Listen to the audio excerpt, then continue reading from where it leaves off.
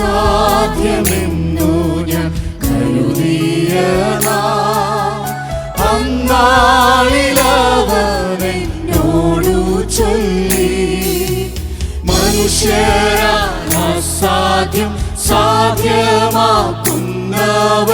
നിന്നോടു കൂടെയുണ്ട്. മനുഷ്യരാൽ അസാധ്യം സാധ്യമാക്കുന്നവൻ നിന്നോടു കൂടെയുണ്ട്. കർത്താവിൽ സന്തോഷം അവനെന്തരം പാരിതിൽ പാർക്കുന്ന അവനെന്തരം. കർത്താവിൽ സന്തോഷം അവനെന്തരം പാരിതിൽ പാർക്കുന്ന അവനെന്തരം. അവനെന്റെ സങ്കേതം വിശ്രമം നാൾ തോറും അവനെന്റെ സർവവുമേ. അവനെന്റെ സങ്കേതം വിശ്രമം നാൾ തോറും അവനെന്റെ സർവവുമേ. Praise the Lord. ഈ പ്രഭാതത്തെ എന്നെ ശ്രവിക്കുന്ന ഏവർക്കും വേഗം വരുന്ന കർത്താവായ യേശു ക്രിസ്തുവിന്റെ നിസ്തുല്യ നാമത്തിൽ എൻ്റെ സ്നേഹബന്ധനത്തെ അറിയിക്കുന്ന ഇന്നത്തെ പ്രഭാത വചന ചിന്തയ്ക്കായി വിശുദ്ധ തിരുവെഴുത്തിൽ നിന്ന് ഒരു വേദഭാഗം നമുക്ക് വായിക്കാം. മത്തായിയുടെ സുവിശേഷം 27-ാം അധ്യായം 65-66 വാക്യങ്ങൾ. പീലാത്തോസ് അവരോട്, കാവൽക്കൂട്ടത്തെ തരാം, പോയി നിങ്ങളാൽ ആകുന്നിടത്തോളം ഉറപ്പ് വരുത്തുവീൻ. അവർ ചെന്ന് കല്ലിന് മുദ്രവെച്ചു കാവൽക്കൂട്ടത്തെ നിർത്തി കല്ലറ ഉറപ്പാക്കി. നമ്മുടെ കർത്താവ് യേശു ക്രിസ്തുവിന്റെ മരണശേഷം അരിമത്യക്കാരനായ യോസേപ്പിന്റെ കല്ലറയിൽ അവനെ അടക്കം ചെയ്തു.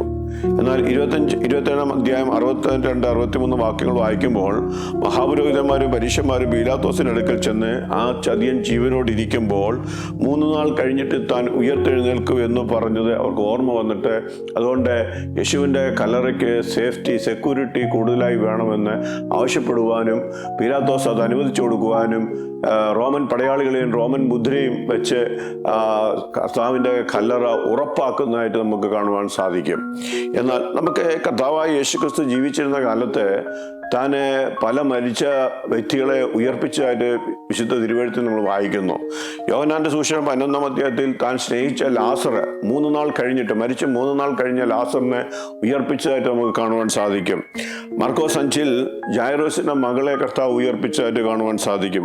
ലൂക്കോസിന്റെ സുവിശേഷം 7-ാം അധ്യായത്തിലെ നൈനിലെ വിധവയുടെ മകനെ കർത്താവ് തൊട്ട് സൗഖ്യമാക്കുന്നതായിട്ട്, അവനെ ഉയർക്കുന്നതായിട്ട് നമുക്ക് കാണുവാൻ സാധിക്കും. അങ്ങനെ താൻ ജീവിച്ചിരുന്നപ്പോൾ അത്ഭുതങ്ങളാലും അടയാളങ്ങളാലും താൻ ദൈവപുത്രനെന്ന് വെളിപ്പെടുത്തിയ യേശു കർത്താവ് മരിച്ച ശേഷം ഉയർക്കുമെന്ന് ഉറപ്പുള്ള ഈ ജനം തൻ്റെ ഉയർപ്പിനെ തടയുവാൻ വേണ്ടി റോമൻ മുദ്രയും റോമൻ പടയാളികളെ കാവൽ നിർത്തി അവർ യേശുവിൻ്റെ ശരീരത്തെ സൂക്ഷിക്കുന്നതായിട്ട് നമുക്ക് കാണുവാൻ സാധിക്കും. എന്നാൽ 3-ാം നാൾ കർത്താവ് ഉയർക്കപ്പെട്ടു, അവൻ ഇന്നും ജീവിക്കുന്നു.